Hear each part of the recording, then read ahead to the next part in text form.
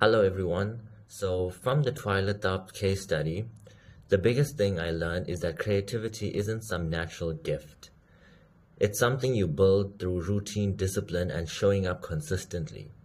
She also teaches that staying comfortable holds you back, and that failure is actually proof that you're trying new things.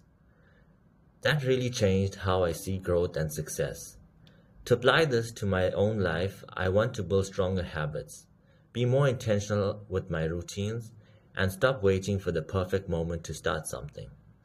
I'm going to push myself into situations that challenge me more instead of sticking to what feels easy. And instead of fearing mistakes, I'll treat them as part of the learning process.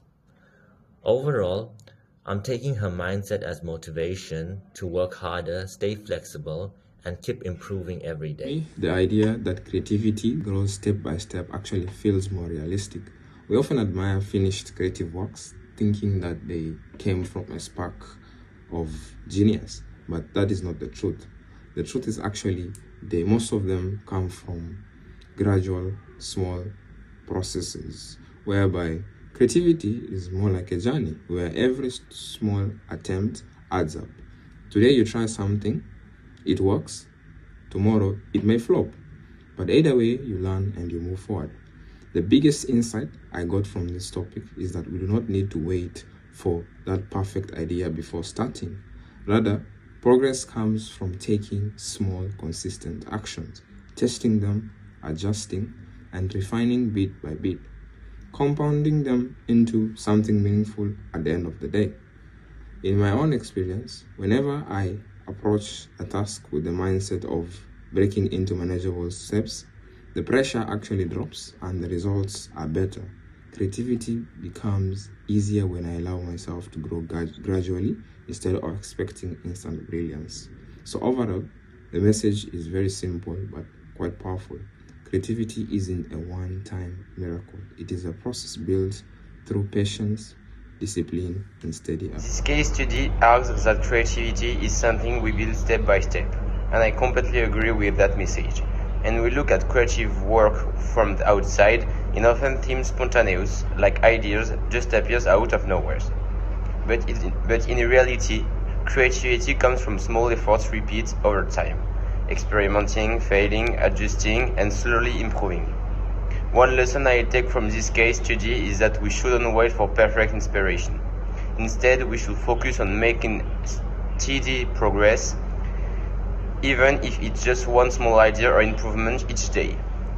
Another point that stood out to me is that creativity grows when we give ourselves time to think and explore instead of rushing for instant results. In my whole life, I can use this by breaking big goals into smaller steps and not putting pressure on myself to be perfect immediately. Whether it's learning something new, solving a problem or working on a project, taking it one step by step makes the process less overwhelming and more effective. Overall, this case study reminds me that creativity is not magic, it's an habit that we build with patience and consistency. From Tyler Dobbs' The Creative Habit, I learned creativity isn't a rare gift or magic spark. It's a habit built by showing up and doing the work every single day. She destroys two big myths. 1. You don't need to be original from scratch. Every great artist copies, steals ideas, and remixes them. 2. Waiting for inspiration is an excuse. Real creativity comes from rituals, hard work, and scratching for ideas everywhere. Thorpe says the only way to fail is to stop. Creativity is like a muscle. The geniuses are just the ones who practiced when no one was looking. So, my biggest takeaway for critical thinking is stop romanticizing creativity and treat it like any other skill, because that is what it is. Creativity is not a gift you're born with, but a skill that grows through habit, preparation, and a disciplined effort. Through Tyler Thorpe emphasizes that showing up consistently, experimenting, and embracing failure are essential parts of the creativity process. Failure is not a setback, but a tool for learning and discovering what works and taking risks, allowing innovation to emerge. While natural talents may give some advantages, it's persistent work, focus, and willingness to change oneself that lead to a real achievement.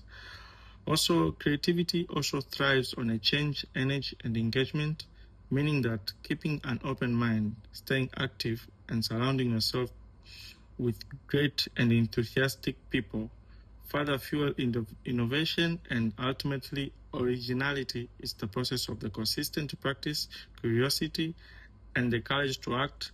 I believe that creativity is mostly achieved step by step, even when ideas seem to appear suddenly. They usually come from many small observations, attempts, and experiences we've had before. Creativity grows through progression and not perfection. In my own life, I see that every project, whether it's studying, writing, or creating something, improves through small iterations. The first idea is rarely the best, but each step makes it stronger. Applying this mindset helps us start without fear, break big tasks, and stay consistent. Step-by-step creativity makes the process easier, more realistic, and more productive.